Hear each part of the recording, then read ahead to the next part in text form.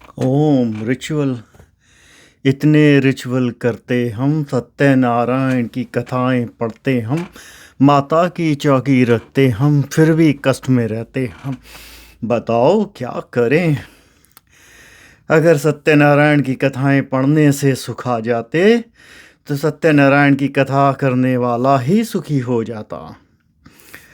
अगर हवन कांड करने से सुखी हो जाते, धन की वर्षा होती, शांति आ जाती, तो वो बेचारा गरीब आदमी $100 की पूजा के लिए तुम्हारे घर की दरवाजे क्यों खटखटाता। जो लोग पर्चा निकाल के भविष्य बताते तो वो अपना पर्चा निकाल के भविष्य ना पता लगा लेते। खैर, बंद बुद्धि और मूर्ख हो या नहीं, ये आपकी इच्छा। तो फकीर की कुटिया के आगे काफ़ी भीड़ थी।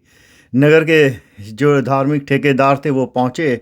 उन्होंने कहा, तुम अपने आप को सत्य कहते हो, सनातनी कहते हो, ऐसा तुम कौन सा काम करते हो? ना हमने कभी तुम्हें धार्मिक स्थलों पे जाते हुए देखा, ना कोई अनुष्ठान करते हो, ना कोई तुम व्रत करते हो। फिर भी पता नहीं नगर में क्या पागलपन तुमने फैला रखा है, लोग तुम्हें फ़कीर बाबा कहते हैं। फ़कीर मुस्कुराया, बोला, हाथ जोड़ता हूँ, ज़रा बात कर लेते हैं। बताइए कि ये अनुष्ठान क्या है, आप क्यों करते हैं? तो जो धार्मिक ठेकेदार थे उन्होंने कहा, परमात्मा से बात करनी होती है, शिव का जो करना है हमें, तो हम शिव वंदना करते हैं, शिव उपासना करते हैं, शिव रुद्राभिषेक करते हैं। हम शिवलिंग पे जो है दूध दी घी ये सब जो है सोमवार के दिन चढ़ाते हैं, 16 सोमवार के व्रत रखते हैं। उनकी लिस्ट जारी थी। फ़कीर हंस रहा था।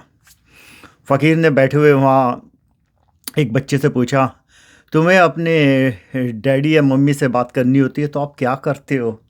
बच्चा बोला, महात्मा इसमें क्या करना है, मैं जाता हूँ सीधा अपने माता पिता से सीधा बात कर लेता हूँ। अब फ़कीर ने कहा, अगर वो कुछ और काम कर रहे हो तो क्या? बच्चा बोला, ऐसे कैसे हो जाएगा, मैं तो उनकी संतान हूँ, उन्हें तो मेरी बात सुननी पड़ेगी।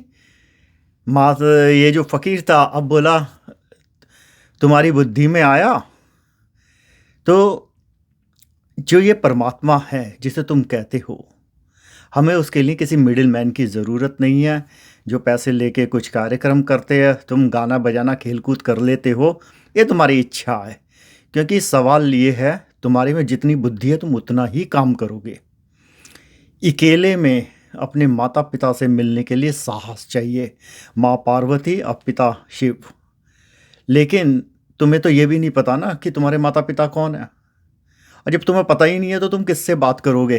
तो तुम क्या इन दर दर की दुकानों पर भटक रहे हो, जिसे तुम ये धार्मिक एजेंट कहते हो कि धार्मिक पंडित पुरोहित हैं, और वो तुम्हारे को जो है हर जगह ले जा रहे हैं। क्योंकि जब तुम ही नहीं जानते तुम्हारे माँ बाप कौन है, वो बेचारा कैसे बताएगा? उसकी तो रोजी रोटी चलती है। तो यहाँ पे जो ध्यान देने की बात है, कर्म कांड पाखंड से निकलो, आंखें ऐसे बंद करो और कुछ मत करो, सिर्फ ओम नमः शिवाय का मन में जाप करते चले जाओ।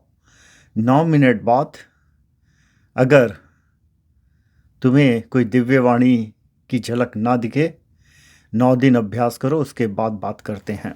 ओम।